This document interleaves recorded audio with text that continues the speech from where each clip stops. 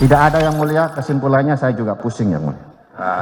Silakan. Tidak ada, saya juga pusing yang mulia. Momen Irjen Teddy Minahasa kehabisan pertanyaan dan buat para hadirin sidang tertawa. Terdakwa kasus peredaran narkotika jenis sabu, Irjen Teddy Minahasa mengaku pusing ketika diberikan kesempatan untuk bertanya lebih lanjut pada saksi dalam persidangannya. Mulanya, Hakim Ketua John Sarman Saragi di Pengadilan Negeri Jakarta Barat mempersilakan Teddy bertanya kepada Koordinator Kelompok Ahli Badan Narkotika Nasional, Komjen Pol Purna Ahwilotan. Teddy kemudian mengajukan pertanyaan soal kapan tepatnya tindak pidana narkotika dinyatakan ada. Ahwil tampak tergagap sejenak yang membuat Hakim John mengulangi pertanyaan Teddy. Kalau sudah agak bingung, kesini lihat biar terang, ya. Oke.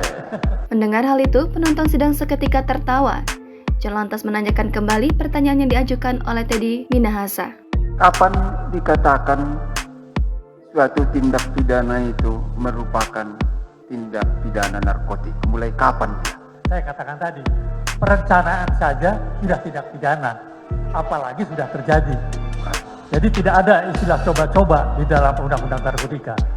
Teddy lalu bertanya apakah percakapan terkait narkoba namun tidak ada barang bukti dapat dikategorikan sebagai tindak pidana.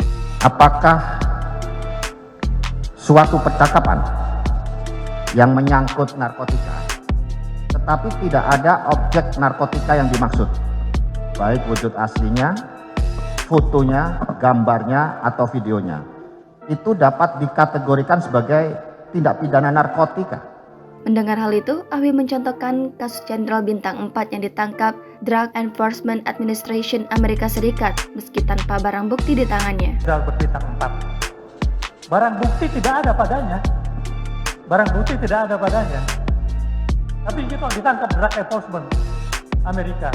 Ternyata Drug Enforcement sudah mempunyai data-data elektronik yang sangat cukup dan sangat panjang. Jadi belum tentu orang yang peredaran narkotika itu harus ada barang bukti padanya, harus dites darah positif, itu nggak perlu. Jadi bandar besar clean, pasti tidak akan ada narkotika padanya. Baik. Ya, itulah pendapatnya. Simpulkan. Kelak. Silakan, ada pertanyaan lagi? Tidak ada yang mulia, kesimpulannya saya juga pusing yang mulia. Silakan. Namun mantan Kapolda Sumatera Barat itu enggan bertanya lagi kepada saksi. Sontak pengakuan Teddy membuat para pengunjung tertawa.